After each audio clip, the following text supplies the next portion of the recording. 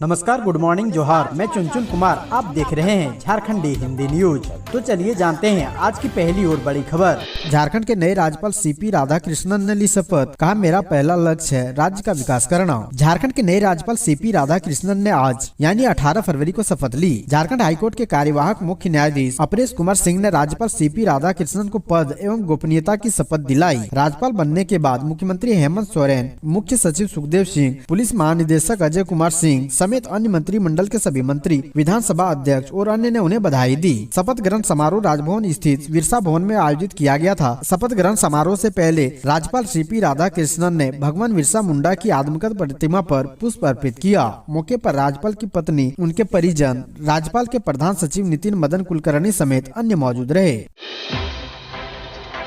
Patna Dhanbad intercity में बक्से में बंद मिली लाश की हुई पहचान। शेखपुरा का था युवक, 2 साथियों पर हत्या का लगाया है आरोप। पटना जंक्शन पर बुधवार को पटना धनबाद इंटरसिटी ट्रेन से बक्से में बंद एक युवक की लाश मिली थी। युवक की पहचान शेखपुरा के मोहली ओपी के कमालपुर गांव निवासी शंकर महतो के बेटे जगत महतो के रूप में की गई है। परिवार के लोग शनिवार को शव लेने पटना पहुँचे, तब यह युवक की लाश को पोस्टमार्टम कराने के बाद जला दिया गया था। मामले को लेकर परिवार के लोगों ने गाँव के ही 2 युवकों पर हत्या का आरोप लगाया है। दरअसल कोलकाता से अपने साथियों के साथ घर के लिए युवक रवाना हुआ था। 13 फरवरी को युवक गांव के ही अपने साथी प्रदीप महतो और पवन महतो के साथ घर के लिए रवाना हुआ था। युवक अपने पिता शंकर महतो के साथ कोलकाता में ही काम करता था। उसके गांव के साथी कोलकाता उसके पास घूमने के लिए गए थे और 13 फरवरी को घर के लिए सभी रवाना हुए।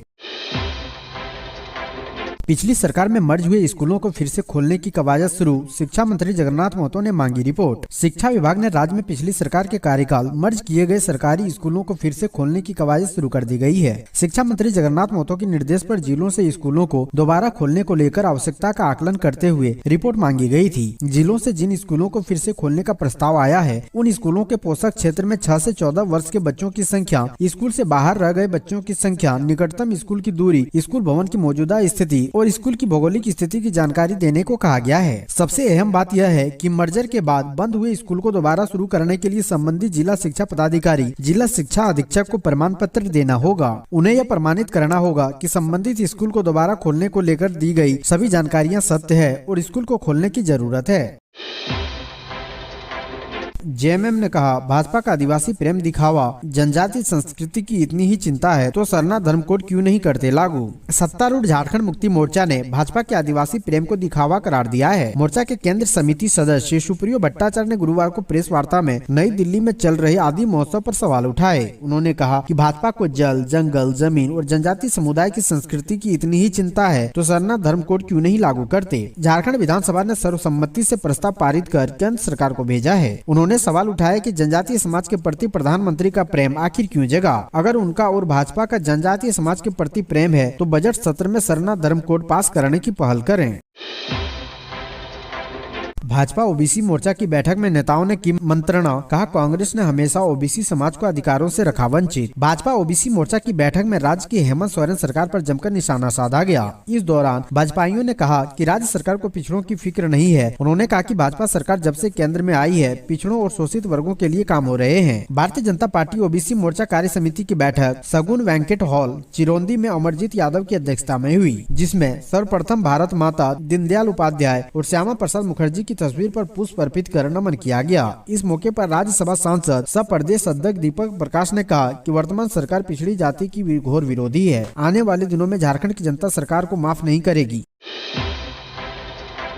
एबीवीपी के पूर्वोत्तर राज्यों से आए छात्र छात्राओं ने अर्जुन मुंडा से की मुलाकात। अखिल भारतीय विद्यार्थी परिषद के अंतर राज्य जीवन दर्शन कार्यक्रम के तहत पूर्वोत्तर राज्यों से आए छात्र छात्राओं ने शुक्रवार को जनजातीय मामलों के केंद्रीय मंत्री अर्जुन मुंडा से रांची स्थित आवास पर मुलाकात की। मुंडा ने उनका स्वागत और अभिनंदन किया, साथ ही छात्र छात्राओं के साथ संवाद स्थापित किया और उनके उज्जवल भविष्य की शुभकामनाएं दी। मेघालय, मिजोरम, असम, नागालैंड, त्रिपुरा, सिक्किम और अरुणाचल प्रदेश से आए छात्र छात्राओं ने मुंडा से जानना चाहा कि केंद्र सरकार उत्तर राज्यों के विकास के लिए क्या काम कर रही है। रामगढ़ में फ्लाइंग स्क्वाड दल द्वारा जब्त किया गया 1,48,000 रूपए नगद। रामगढ़ विधानसभा क्षेत्र उपचुनाव को निष्पक्ष तौर पर संपन्न कराने के लिए चुनाव आयोग सख्ती बरत रहा है। फ्लाइंग स्क्वाड दल ने शुक्रवार को रामगढ़ थाना क्षेत्र अंतर्गत एक निजी वाहन से 1,48,000 रूपए नकदी जब्त किया है। जब्त राशि को संबंधित थाने को सुपुर्द कर इसकी सूचना जिले के गठित कैश रिलीज कमेटी को भेज दी गई है। इस संबंध में निर्वाचन पदाधिकारी मोहम्मद जावेद हुसैन ने बताया है कि डीडीसी को इस मामले की जांच का जिम्मा सौंपा गया है। अगर उस पैसे का उपयोग चुनाव में होना था तो संबंधित व्यक्ति पर प्राथमिकी दर्ज की जाएगी।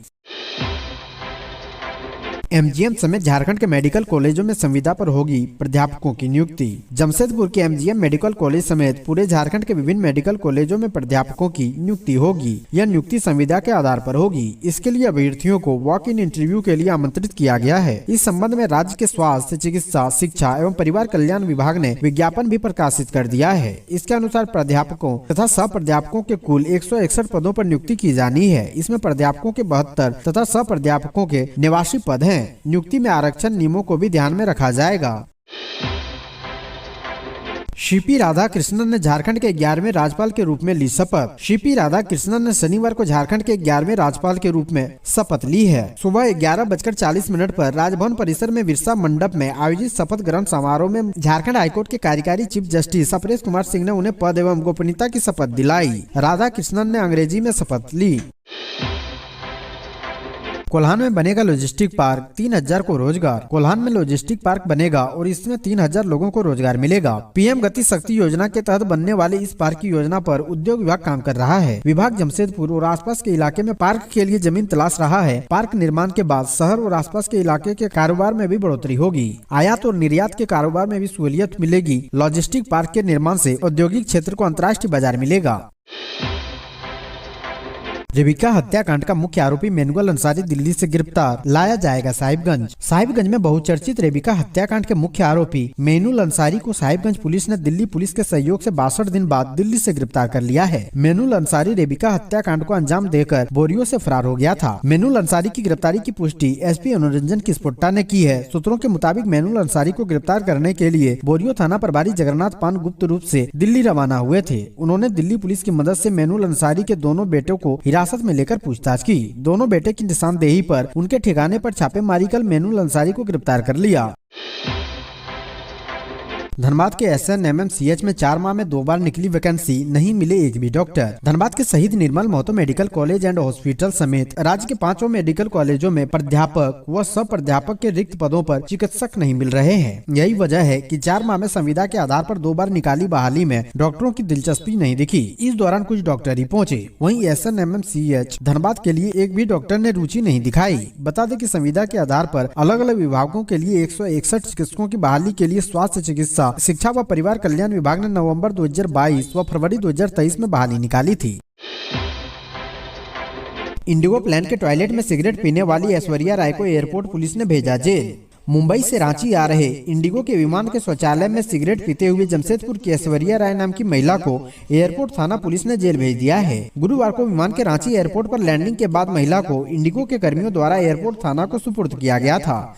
इंडिगो एयरलाइंस के प्रबंधन के आवेदन के आधार पर आरोपी महिला के खिलाफ एयरपोर्ट थाना में प्राथमिकी दर्ज की गई थी।